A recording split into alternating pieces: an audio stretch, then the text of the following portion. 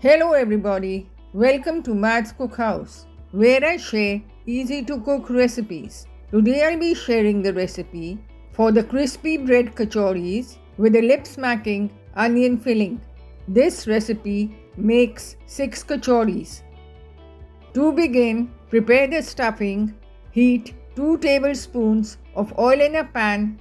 Add half teaspoon cumin seeds jeera, half teaspoon crushed coriander seeds dhania, half teaspoon fennel seeds sauf, and 1/8 teaspoon asafoetida hing.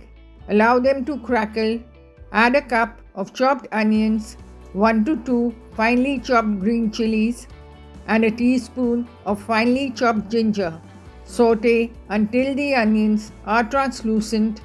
Now add in the dry masalas, 1 teaspoon salt or to taste, half teaspoon Kashmiri red chili powder, quarter teaspoon turmeric powder haldi, half teaspoon coriander powder, half teaspoon dry mango powder amchur, and half teaspoon garam masala powder. Saute. Add in 1.5 tablespoons of gram flour besan and saute until you can smell the aroma. Turn off the heat. Add in 2 tablespoons chopped green coriander leaves. Mix well. Transfer to a bowl and allow it to cool completely.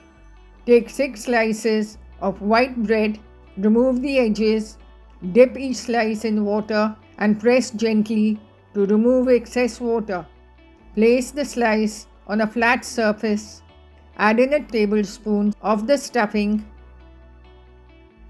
Bring in the edges and shape into a kachori. Prepare the other kachoris similarly. Heat oil for deep frying. Add in the kachoris in batches, knotted side down on medium to low heat. Allow them to reach the surface before flipping them over. Fry until golden. The crispy onion bread kachoris are ready to serve. Serve with fried green chilies and chutneys of your choice.